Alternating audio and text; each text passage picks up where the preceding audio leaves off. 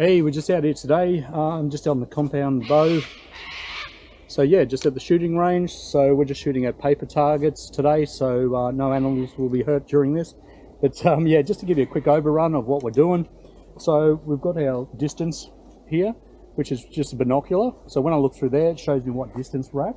And you can see up ahead there, we've got the white kind of bore up there. So looking at that at the moment, I am at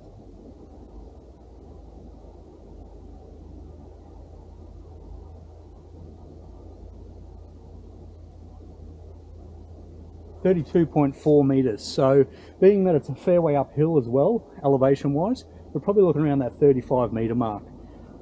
So yeah, so that's what I'm aiming for at the moment. So with this, very important to know where you're at. And with the compound bow, so we've got our quiver, which is on the side, and we've got our arrows, which is sitting here. And I'll just run you through some bits and pieces. So you'll see our main sight. We've got 3 notches here, which we can dial up or down. The first one for me is 20 meters, 30 meters, and 40 meters. So depending on what I'm trying to shoot is what I'm going to line up with. You've also got your peephole, which is this one here. So when I pull that back, you look through this, line it up with that and the target, and that adjusts it automatically. So it does take a while to tune this in. As you can see, all the mechanism on it, it takes a bit. But yeah, great way to go. I've got stabilization as well, so very well balanced bow for me. And it's running at about 58 pounds. So these can go up to 75, 80 pretty comfortably. I shoot higher if I'm going for longer distances, depending on the hunt and what we're shooting at. But yeah, this one seems to be good here because you can shoot lots of arrows and not get too fatigued. The other device is this one here, which pretty much lets it go, the actual string. So as soon as we hook that on, you'll see that that's closed up here. And as soon as I touch this, it opens up.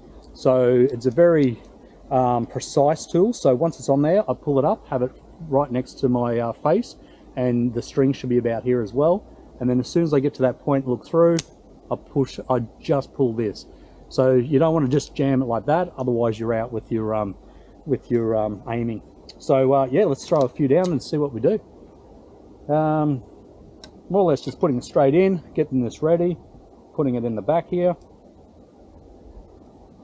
Oh, when it works. Putting it in the back, and then pulling it straight back. And now I'm looking through the sight glass and the target, and just pulling it. So yeah, that's pretty good. We'll check out where they are in a minute, but you can see it's a fair way away. But this would be kind of a normal distance that we'd shoot from if you're out hunting.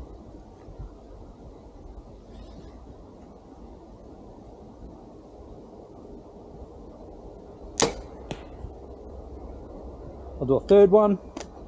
There's lots of technical sides to this as well, with which way the, you know, there's so much that you could boil this down to.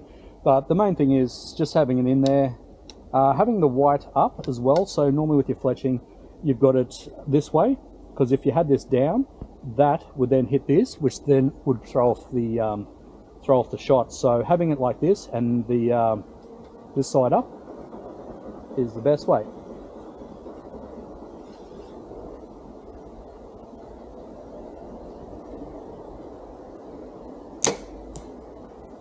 That one's a little low, but yeah, let's go check it out, see what we... All right. So yeah, a bit of fun. Definitely takes a little bit to get the hang of it, you know, so yeah, good fun, bud. You know, hunting's always about reading the elements, so it's a lot about, you know, survival, and it's very similar to that, where you've just got to know where you're at, looking around the surroundings, whether you're upwind, downwind from animals, and just yeah, let's go check it out. All right, so not too bad grouping there from that distance. Still nail them in the you know, in the spot. So yeah, we're way down there, down the end of that path. So not too bad, not too bad. But yeah, I'll show you another one.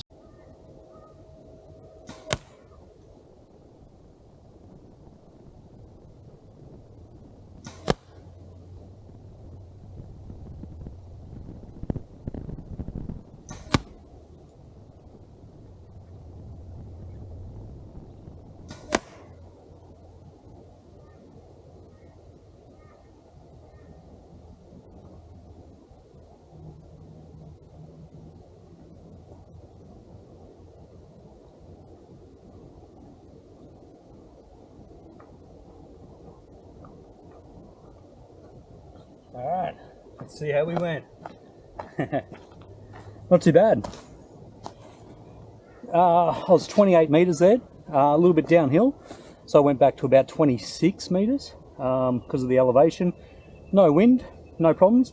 You can see the light up one here, so this one is great for night, so you can see it when it hits, and then also if it's in the animal, whatever, you can then track it a lot easier.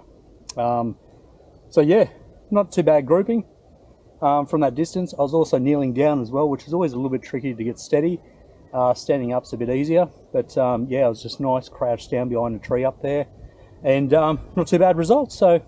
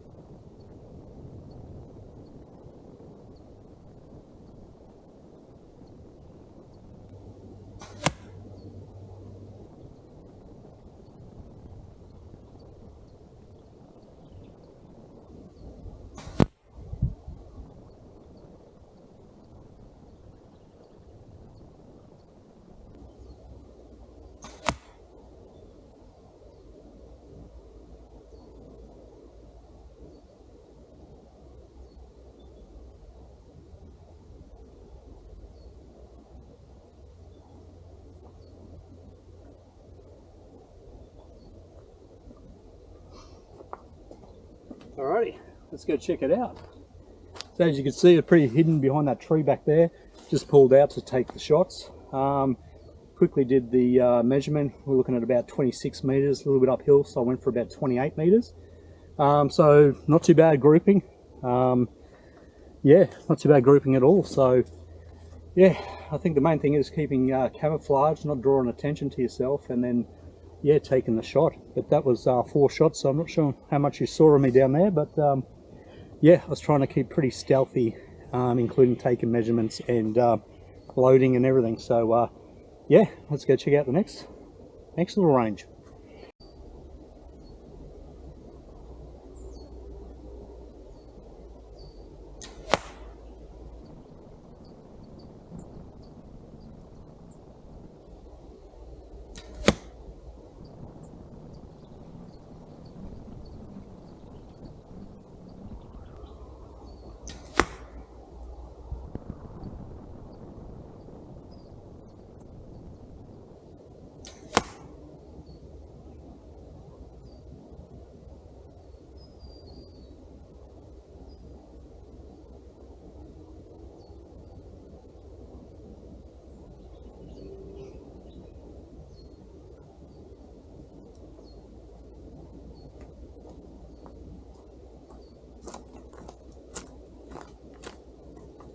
All right, not too bad that one. Bit of a spread. Still all hit it. Yeah, you could see I was just missing that tree up there, the big tree. I was missing that by a few inches, and then pretty much crouching down as well in a ditch. So a little bit tricky. Walked up there, tried to be a little bit out of breath as well, just to give us that kind of adrenaline when you're hunting. And then yeah, just sitting down there and trying to steady it. So that's what we got there. So not too bad from that distance. I think I was 32 meters, a little bit downhill, so I was about 31, just on 31.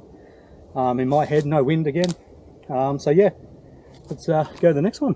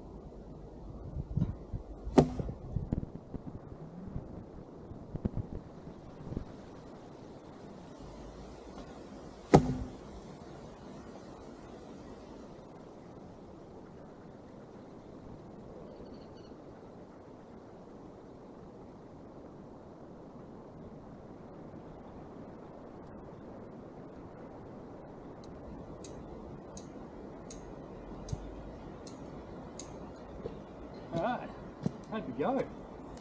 Oh, 78 meters on the scope, and uphill and downhill, so pretty close to 80 meters, which is double my 40, which is off the scale. So that was more of a instinct. Having a look at it, not too bad, not too bad.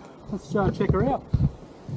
So a little bit low with these couple, and then this one nailed it. So yeah, big distance, big distance. You normally wouldn't shoot from that far as well, because that's pretty crazy. The you know, hitting the animal and wounding them is not going to help. There's no shooting from that far. Normally you need to be that 30, 40, 50 at most, but 70 is a bit crazy. But it is good to just see what see how you got those extra long distances. But yeah, she's tricky. There's nothing to go by. It's just sheer up and down the valley and a bit of a guess. But you can see the chair way down the end there. It's yeah, long way to go. So yeah, that's about it for today, guys. So I thought I'd just run you through. This is a local field that I've joined, and great for practicing hunting. They do kids sessions as well on weekends. Obviously they don't use the full-on compound bows that I was using, but they use a scaled down versions, or the old traditional bow and arrow. So yeah, it's just a lot easier for them. My kids have done it, loved it, and it takes a couple of hours, and they go through all the fundamentals, and yeah, they can be shooting and then join up. So I think there's an age thing, obviously, but yeah, it's something that it's good to hone your skills and keep, you know, trying different things from different angles, and then when it comes to hunting, yeah, you're ready to go. So yeah, thanks for spending the day with us. Yeah, peace out.